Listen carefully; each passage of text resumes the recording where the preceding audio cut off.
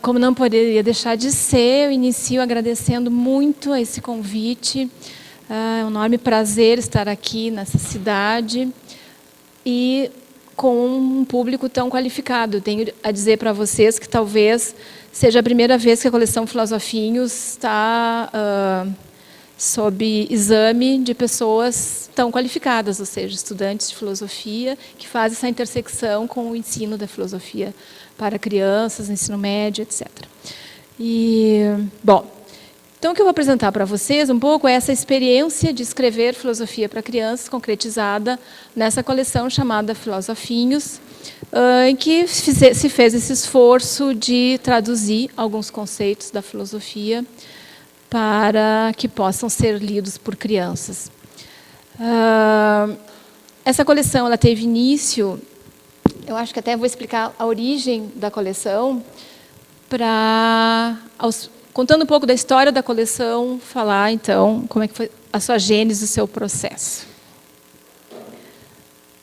Bom, aqui a cada edição nova dessa coleção, a cada novo volume, um filósofo é recebido, né, no que a gente chama de uma casa dos filósofos, uma espécie de Big Brother do bem. Então, aqui a chegada do último filósofo. E eu não sei se vocês conseguem reconhecer alguns desses personagens, acho que é um exercício interessante. O Kant chegando, né? Então, a gente sempre tenta captar algumas dessas características, o ilustrador, no caso, das características físicas dos filósofos, o que nem sempre é fácil, né?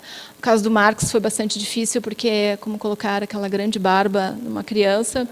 Então, a saída, né, do ilustrador foi deixar alguma coisa, alguma marca muito grande de pelos que não fossem barba, e por isso ele foi feito com um grande cabeção, e ele tem a barba foi para a cabeça, né? Vocês perceberam? Então, ele é o primeiro da fila aqui. Bom, nós temos um casal, né, de filósofos, acho que dispensam apresentações. Castor está com seu lencinho, casa um chapéuzinho, mas ela usava bastante aquele lencinho. Ao lado dela temos um rapaz com ares medievais, né? Mas já é iniciando a Idade Moderna, então Descartes. O Freud tem a marca da grande testa.